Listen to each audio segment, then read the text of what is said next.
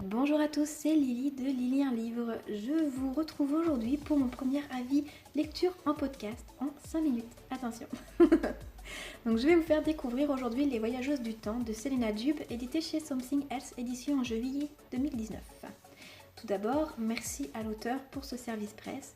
J'ai été très heureuse de découvrir sa plume, même si malheureusement elle ne m'a pas enthousiasmée, elle ne m'a pas séduite.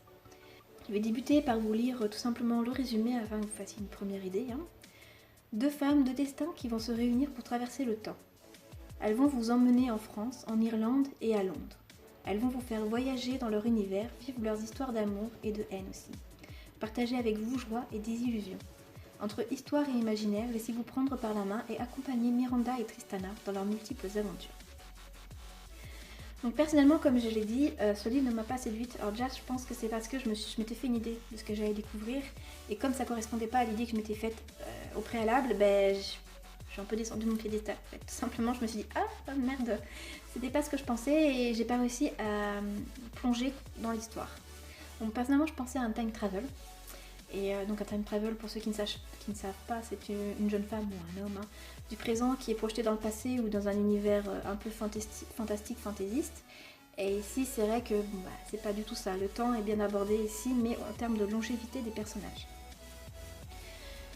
Dans ce livre, il existe donc des êtres qui vivent longtemps. Ils ne sont pas immortels, attention. Ils vivent juste super longtemps. Donc ils guérissent beaucoup plus vite, ils ne sont pas atteints par les maladies et tout. C'est cool quand même dans un sens. Bon, vous leur coupez la tête, vous leur arrachez le cœur, vous les noyez, ils crèvent. Ils sont un peu comme tout le monde à ce niveau-là.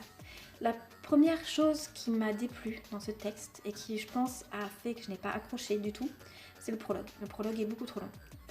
Moi, je n'aime pas les prologues longs, j'aime ce qu'il y a du peps, ce qu'il y a du mordant, ce qui nous donne un avant-goût de l'histoire limite, sans pour autant nous raconter trop de choses. En fait, j'aime quand ça titille la curiosité. Et ici, c'est très long. Et ce prologue est là pour expliquer ces êtres à part, en fait, d'où ils viennent, ce qu'ils sont exactement. Et c'est bien dans un sens, mais malheureusement, après, avec l'histoire en plus qui se développe derrière, on retrouve tous ces éléments un petit peu au fur et à mesure à l'intérieur. Et c'est vrai que pour moi, ça m'a fait décrocher dès les premières pages, malheureusement. Donc, c'est pas... Après, il y en a comme ça, les prologues longs. Moi, j'aime les prologues peps. Ensuite, donc on découvre Tristana, donc, qui est un des deux personnages principaux. Et donc elle va faire la rencontre. Donc elle fait partie de la bourgeoisie française, un temps un peu hard pour les nobles, parce que les rois, les reines perdent leur tête à cette époque-là, à ce moment-là. Donc elle va rencontrer Miranda dans des circonstances particulières. Donc elle est emprisonnée, Tristana, Miranda aussi. Mais Miranda va lui sauver la vie et va faire d'elle un de ses êtres à part. Et c'est à partir de là que vous allez voir un petit peu au fil du temps qui passe lentement pour eux, rapidement pour nous, parce qu'au final, il y a beaucoup d'années, mais peu de pages, donc il faut raccourcir un peu certains passages, ça va vite. Donc on va découvrir comment Tristana va se venger, on va découvrir leurs amours à toutes les deux, le passé de Miranda un petit peu, et ainsi de suite, au fil des pages.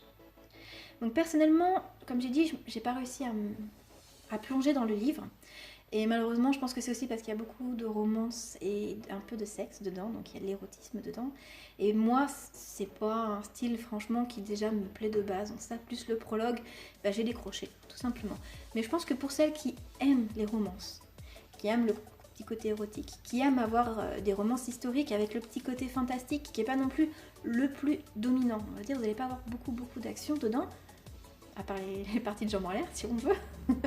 Vous allez avoir une histoire qui est vraiment faite de romance, d'aléas de la vie. Et je pense que si vous aimez ce style-là, allez-y, sans crainte, c'est pour vous. C'était pas pour moi, mais c'est pour vous. Donc vous l'aurez compris, c'est une romance historique fantastique. Donc malheureusement, elle ne m'a pas séduite, mais elles peuvent séduire d'autres personnes. Je tiens bien à le préciser parce que tout n'est qu'une question de goût dans les lectures.